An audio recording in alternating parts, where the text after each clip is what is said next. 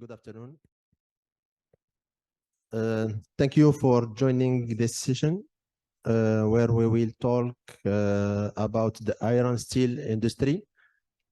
My name is Morad Hajjaji and I'm General Manager of the Green Cluster H2.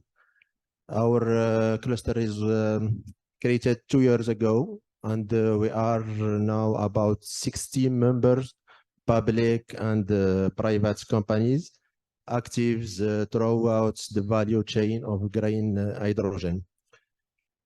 In this session, we will discuss how green hydrogen can make a real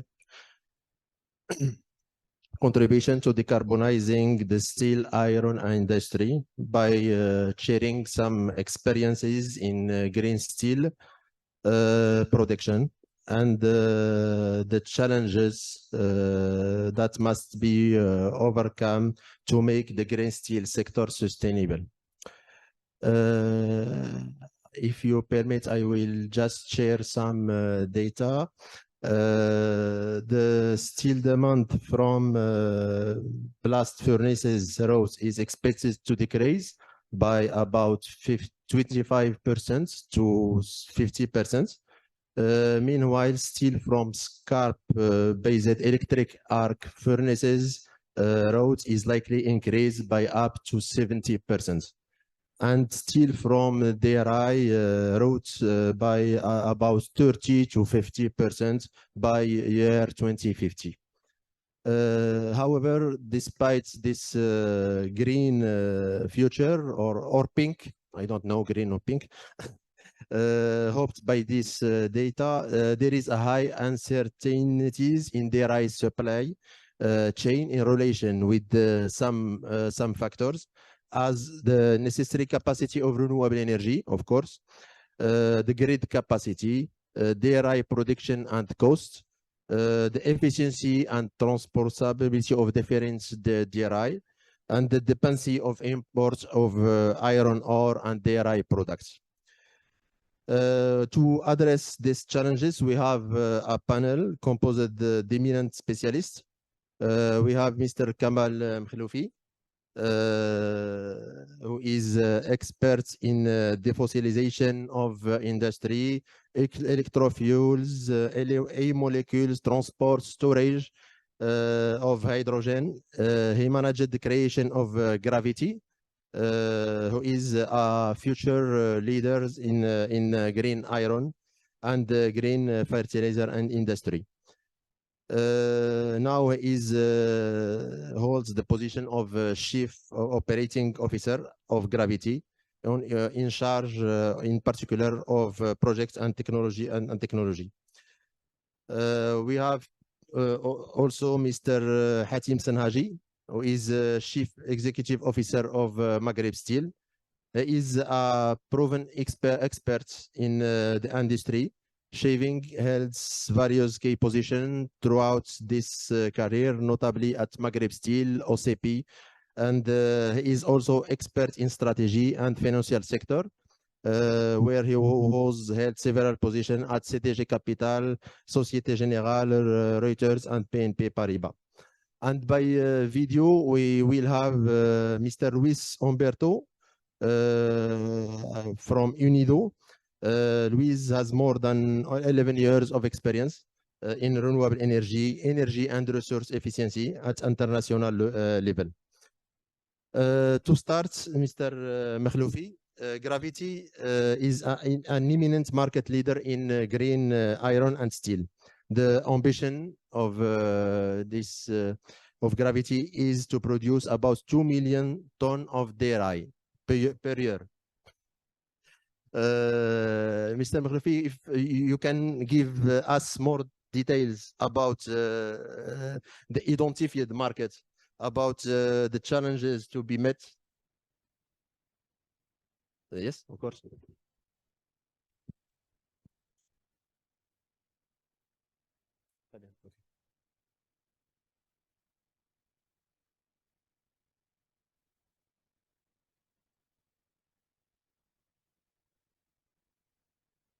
Thank you very much for the kind introduction. I will just put that a bit down. So yeah, I have to say I was expecting more people in the room. So I think we'll make this time to make people, I would say, understand that the real low-hanging fruit for renewable and green hydrogen, it is the steel sector.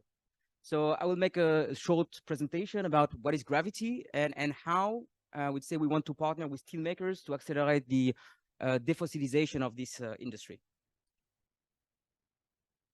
As soon as I find the button. Okay. So I will start with the bad news. It's always good to start with the bad news and then the good news. So the bad news is, as you know, I would say the steel industry is a very important industry for us. And especially if we look at Europe, it's approximately 300,000 direct jobs and 60 billion taxes. But also we have to acknowledge that I would say the steel industry is right now, I would say, quite a heavily polluting industry with a large CO2 emission. And as we can see here, by, I would say, approximately an average, and we have something like 2 tons of CO2 that are emitted by ton of steel, and we have 2 billion tons of steel produced each year. 1 billion ton, for example, I would say in China.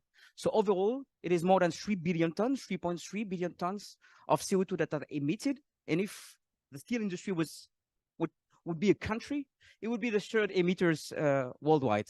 So in one hand, very important industry. In the other hand, I would say something that we need absolutely and urgently to defossilize. And here, I would say the first thing is to acknowledge is that amongst all the possibilities to decarbonize the steel industry, the use of renewables and low carbon hydrogen is the best available solution to be able to, say, to drastically reduce the emission by 2030. So the good news is that steel is important, but it will be, in which sense? Oh yeah, almost. Maybe the next one. Yeah, fantastic. So thank you very much. So indeed, it is a problem. It is also part of the solution. And especially if we look at the huge ambition we have in Europe, for instance, in terms of offshore wind, the huge ambition that Morocco has, for example, on onshore wind, I would say each gigawatt of offshore wind turbine will need approximately 150,000 tons of steel. So at the same time, I would say huge emission, but is part of the solution. And I gave the example of France, for example, which has this target of 40 gigawatts by 2050.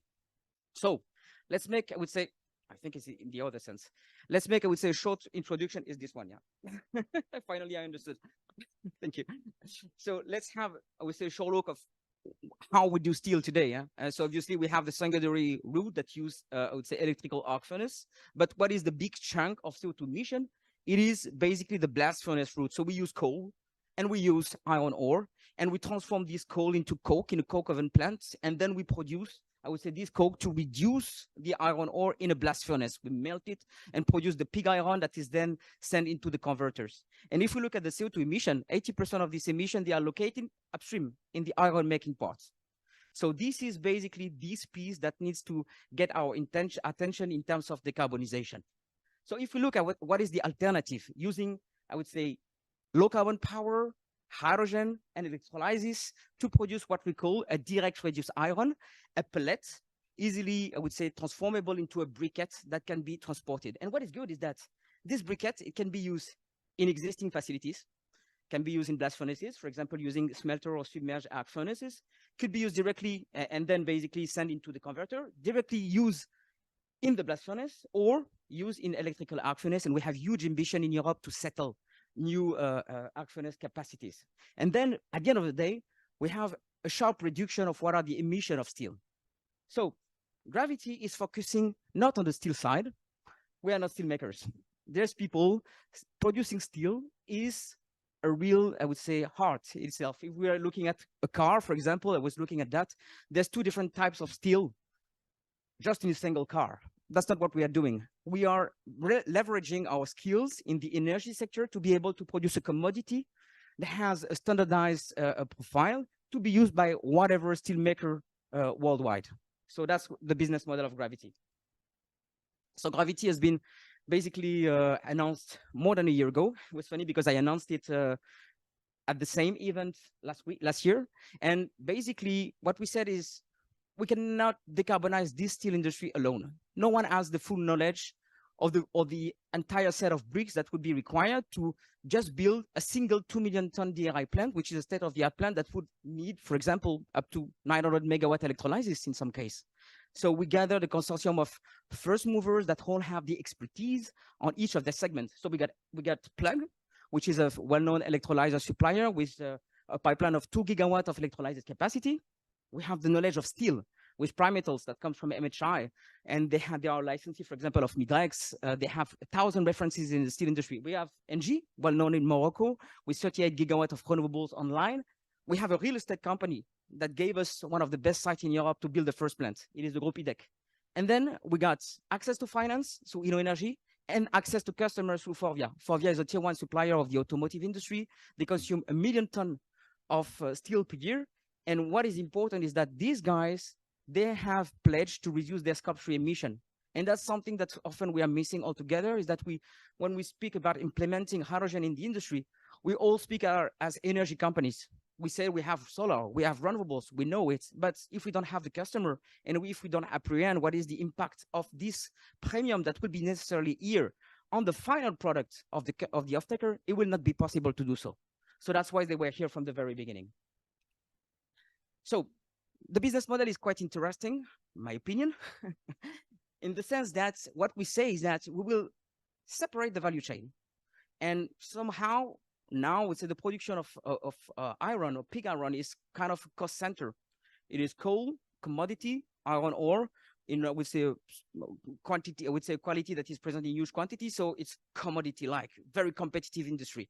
And we said, okay, now, because I would say steel is produced in integrated steel mill in places where somehow there's not so much renewables here, there, we will decouple the value chain, produce the iron, and then make it available to the steel makers in business models that are very innovative. For example, sometimes I would say in a shared model. So here we said we have production hub in strategic location. We take care about building the best power supply strategy and the hydrogen plant, build, own, operate up to the DRI plant. And basically we tackle this market that is in Europe only 50 million ton per year. And then the steel makers here first, what he has to do, the steel maker, and I don't want to speak for the steel maker, we have one just right after. They first need to invest in their own decarbonization assets. You know, for example, in Europe, we have huge plan to invest in electrical arc furnace. Each one of them is €1 billion. And then there's revamping of blast oxygen furnace, and then there's CO2 capture. And then there's many, I would say, measures that will cost and increase, I would say, the risk on the balance sheet of steel makers. And then basically they also focus on their core expertise, where basically all the value is, what makes them unique, and it is why we never brand ourselves as a steel player. We are a iron player. And then also what is good is that we maintain the steel plant close to the users. We know that steel needs to be close to the processing plants. And basically importing the iron directly to this plant, it allows basically to keep the jobs over there while creating value in countries like Morocco, for example. And then the steel end user, very important, he bets on the Scope 3 emission reduction. He can account for that, and he can follow the green character of the product. So just I will finish with this slide. So our first plant is a 2 million ton plant in Fos-sur-Mer. We have a second project in Finland, but this one is the most advanced. It is directly, I would say, on the port of Fos-sur-Mer with a draft of 17 meters, direct access to a bulk terminal that is used to, I would say, receive iron ore, with all access to rail and sea and so on, and also with people that are skilled in the production of iron and steel in the area. So this is the, I would say, RCC view. Just to finish, COD 2028. So, you know, we are living the life of a small startup, going from big corporation to a first 3 people company. Now we are 25, so quite happy. And we intend to grow once more, but we expect to have the COD by 2028. And that would be it for me. Yeah. Thank you.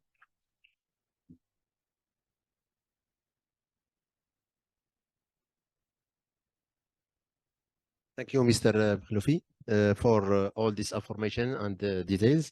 We will try to make directly a link with Mr. Sanhaji to speak what is happening in Morocco in steel and this industry. Morocco has a high share of green steel products due to use of scarp and the use of electric arc powered with renewable energy.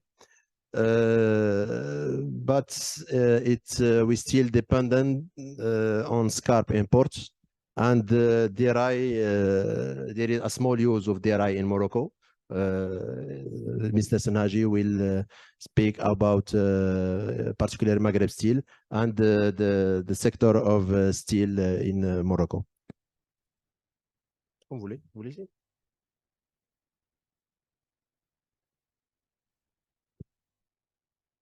Thank you. Thanks for the invitation. Thanks, Kamel. You did a very good job explaining how is the steel industry and how it will go through a major change in the next years because of this urgent need to decarbonize. As you said, the steel industry is responsible for 8 to 9% of global emissions. So there is no way to achieve the reduction in global CO2 emissions if the steel industry doesn't change in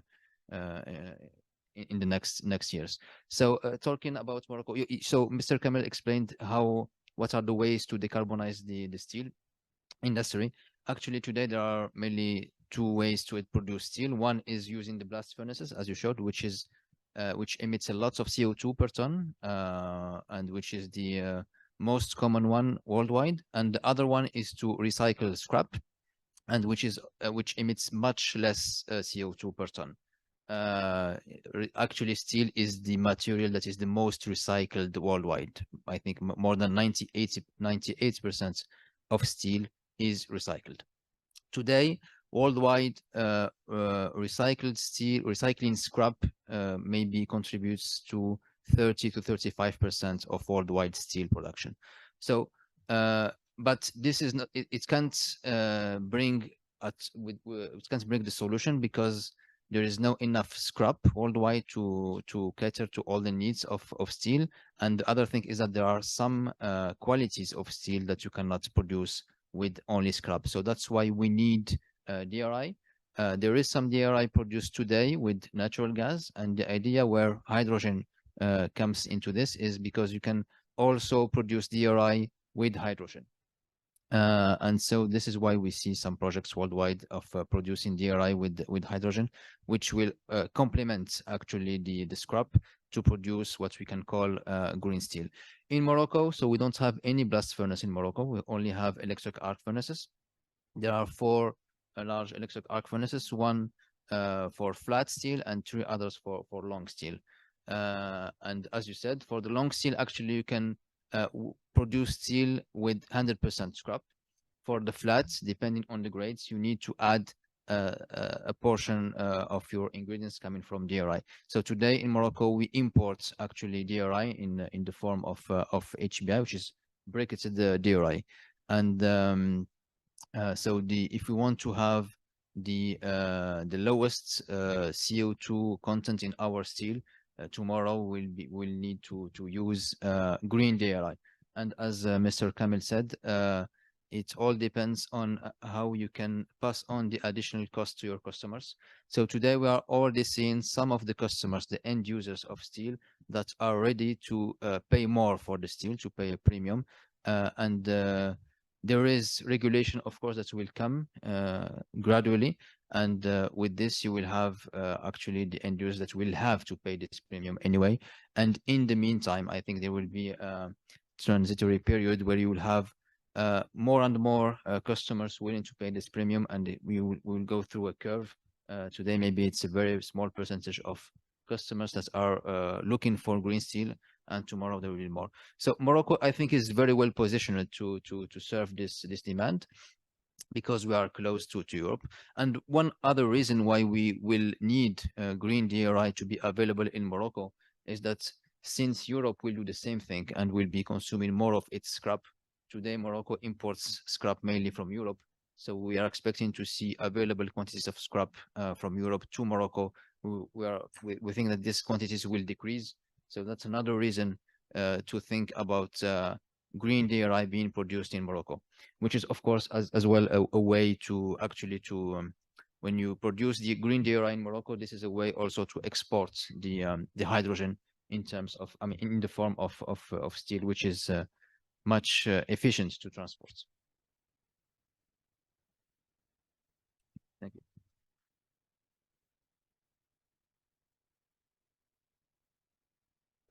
Thank you, Mr. Serhaji. I think we will have some time to have some exchange with the audience. But just one more question. What do you think about the option to have plants of DRI in Morocco? Is it the best option, or we are going to import DRI from Gravity?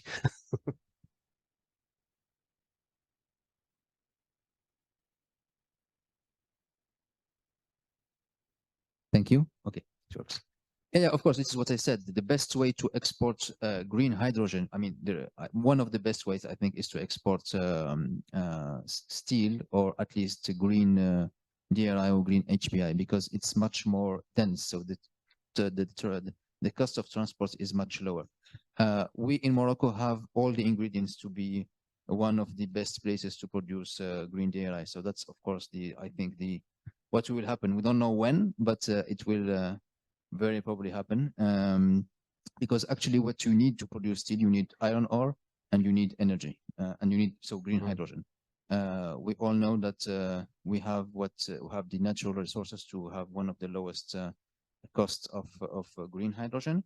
And when you look at iron ore, actually, even if you don't have iron ore locally, it doesn't matter, because all the players will be sourcing iron ore, and the transport of iron ore, the cost of transport is really very low. So we don't have, this is not really a disadvantage.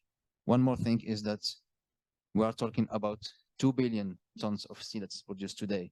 Right. So if we need, I don't know, at least a few 100 million tons of steel, I think there is, we need many countries, not only Morocco, to be doing this, but Morocco will be one of the best places to produce the green. Okay. Yeah. Thank you very much, Mr. Serhaji. Now we have with the video Mr. Luis Humberto. He is from the United Nations Industrial Development Organization, UNIDO. UNIDO give support to member states in their effort toward inclusive and sustainable industrial development. They developed a global program for hydrogen in industry to support developing countries overcome the barrier and encourage just hydrogen transition. Mr. Luis, can you tell us about this program first, and the access and how to benefit from this program? And are there any action in Morocco from industrials of the country? Thank you. Yeah, well, thank you very much, and good afternoon to everyone. Yes, I'm very happy to share our experiences from UNIDO. I apologize for not being able to be in person. So I have a small presentation prepared to go through this very quickly. So I will not, because our colleagues, my colleagues in the panel already addressed some of the points. So I will just mention that at global level, obviously to reach the net zero that we are envisioning by 2050, 90% of the entire production of steel should reduce their emissions to zero. So currently, just the steel sector represents around 8% of the emissions from the energy sector and 30% from the industrial sector. So we know more or less that in order to do this and to reach net zero by 2050, the entire sector should reduce 90% of their emissions. And then also our colleagues in the panel already discussed some of the ways that you could do this through recycling, energy efficiency, fuel switching, and of course, what we're talking today is a little bit of breakthrough technologies such as hydrogen. So in the case of UNIDO, what we have found out is that there is a lot of there's a big hype on hydrogen, and there is a lot of projects ongoing and or in pipelines. And then what we are trying to do is to support on the different barriers that these projects can face. So we understand that there are some barriers regarding policies and regulations. I mean, Morocco is one of the most advanced countries where they already have a roadmap on green hydrogen. However, there's still some lack of standards. There's need for skills and expertise also. It's important to have some innovation and access to technologies, also financial instruments, and of course, coordination. There's so many players coming on board that sometimes it's difficult to understand more or less what is it that we are supposed to do. So with our program, what we're trying to do is basically to support countries in their just hydrogen transition and actually tackle these different barriers that countries can face when they are trying to, develop their hydrogen locally. So we have, let's say, a two pillars approach. We have one global partnership, which focuses a little bit more on the dialogue, on engaging with different stakeholders, and at the same time advocating for developing countries, because usually we see that this has a tendency to also, even in different countries, to be more centered towards developed countries and what they can get and how they can achieve their goals. So, and at the end of the day, the idea is that also the opportunities that hydrogen offered are also utilized by all countries, not only a new, let's say, commodity to export. And then, of course, developing joint projects that can be later applied under the technical cooperation part of the program, where we are basically doing more similar UNIDO projects with policy support, which means, assessing the policies, improving and giving recommendations for regulations as well, some technical assessments, capacity building, and of course some pilot projects, as well as developing tools and some instruments that the countries can use. We also have a center in China, which is also working a little bit on demonstrations of hydrogen technologies such as fuel cells. We also have the electrolyzers and everything. So there is some research part, let's say the research arm of the program that is aiming also to share knowledge and experience with other countries.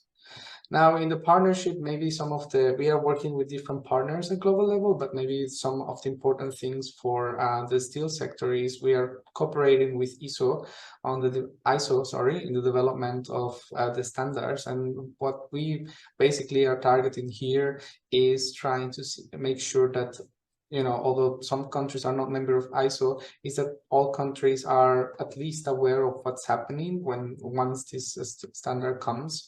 And of course, we will be sharing knowledge and information on this matter. And perhaps also with the UK, we're trying to create a facility that will do some accelerating some hydrogen-related technologies, because there are certain ways that you can improve some of the processes. So this is what we want to do. And it's such a new the technology is not new, and of course electrolyzers are not new, but the applications are new, and it's important to see how you can support the innovation from the beginning. We also are working with different partners, and particularly climate financing institutions such as GEF and GCF, and we're collaborating and trying to get some projects in different countries. Morocco is one of those that I will tell you a little bit later with the GCF. But we are also working with the GEF on a more global program, which is aiming to create enabling environments at policy and also capacity level and technical readiness for the countries to, when it's time, jump into hydrogen. So with the readiness in Morocco, and here I might answer a little bit your questions that you had. So we have one in South Africa and one in Morocco. Briefly with South Africa, what we're doing here is trying to set a special center that will support their operationalization of their roadmap. And that's more or less what we're trying to do. But in Morocco, what we are aiming here is, and we are also had several discussions with Maghreb Steel. As you were asking, is it okay, or should Morocco go for DRI? So this is basically what we want to do. So on one hand, we want to support, because it's a readiness project, we want to support the country on improving the policies and more or less seeing what kind of policies exist, what's lacking for the steel industry to apply hydrogen, so that when they are ready, all these frameworks are available and they can just jump to it. And then on the other hand, we're also interested to do some assessments on what would require for the country to produce steel with direct reduction using hydrogen. And then what the main goal of this project would be to also create a larger project on the application of green hydrogen in steel production. So thank you.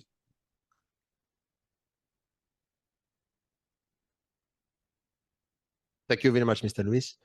Just if you can stay with us, if in case of there is a question, we have time to take 2 or 3 questions. 2 questions, okay. This is Mr.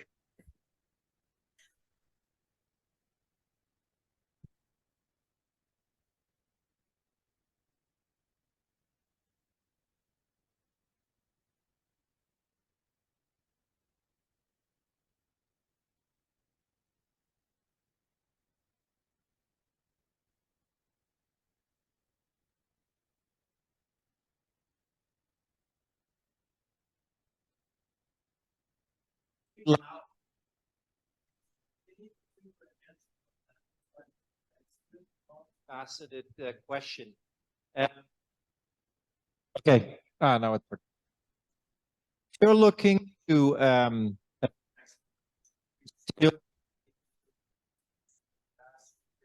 so first part.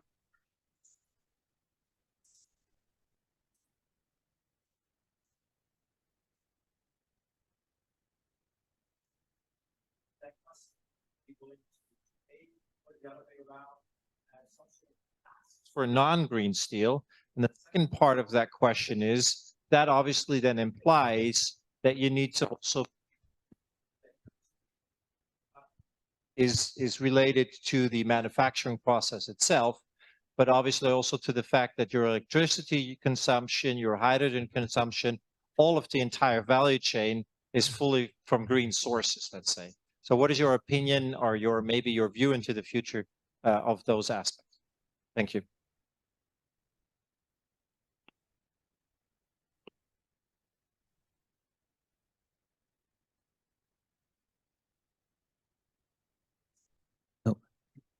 Yeah, thanks for the question. So 2 questions. The first one for the premium or the cost. So as you know, in Europe, there will be the CBAM that will come into force in the next years.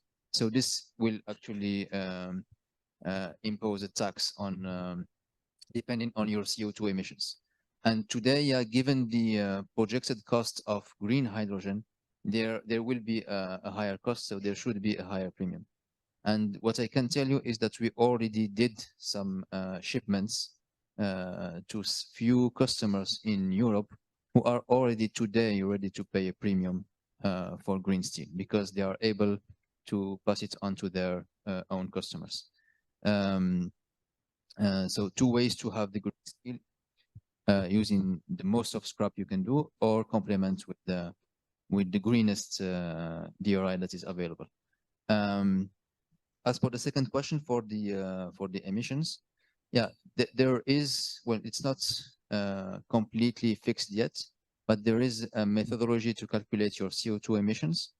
Well, most of the CO2 emissions when you produce steel come from, when you have a black furnace, come from the coal. So if you are an electric arc furnace, like the ones we have in Morocco, most of the CO2 emissions come from your electricity. And in the case of not only Maghreb Steel, but another steel producer, the long steel producer in Morocco, we have agreements to buy electricity coming from renewables, which of course comes with much less CO2 emissions. So this is something that we can have because we have this PPA agreement, long-term agreement, And actually, the wind project was built because they had many customers, and one of the customers was the steel plant. So the electricity is green, and this is a real competitive advantage for the next few years. It will be, of course, the advantage will grow with time until 26. And today there are third parties that are able to certify. They come and they audit your operations, and they bring a report. Actually, usually they look at a yearly production, and they calculate CO2 emissions per ton for different products that you can have. So in the case of Maghreb Steel, this report is available in the website. It's public information, and it's based on 2021 numbers, and you can have the emissions per product. And starting from, as I think was in the previous session, starting from October this year, for all your exports into Europe, you have to report your CO2 emissions. So it's only reporting, but if you cannot calculate your CO2 emissions, then it's difficult to export to Europe.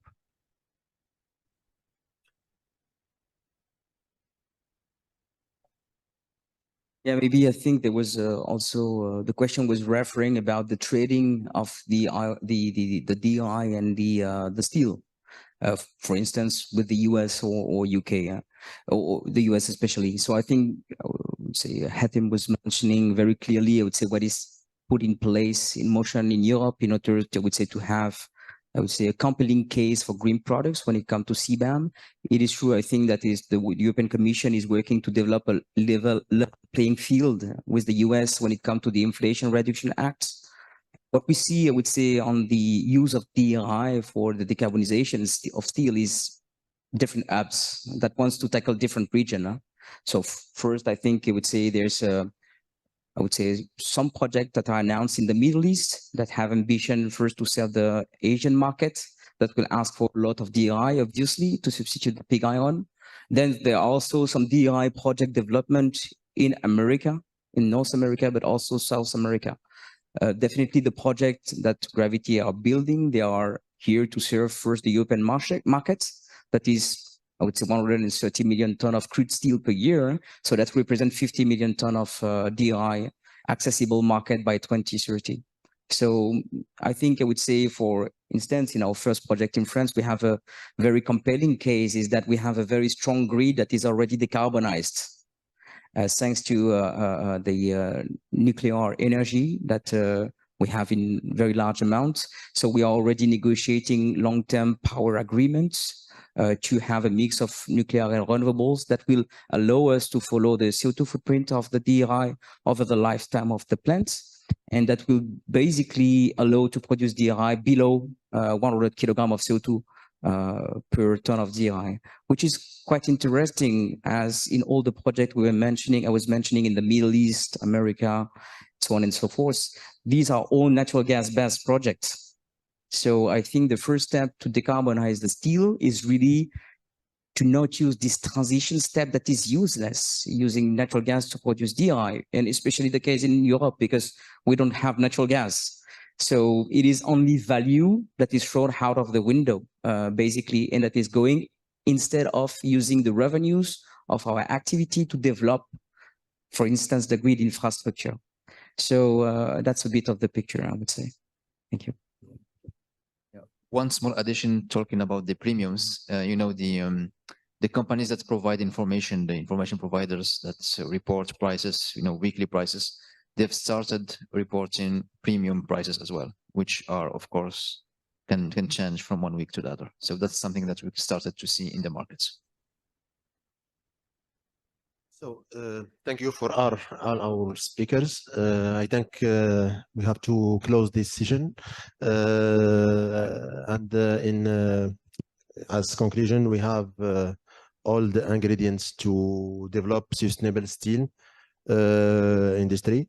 We have big developers of DRI. We have engaged makers of steel, and we have cooperation through international organization who can help us to develop this industry.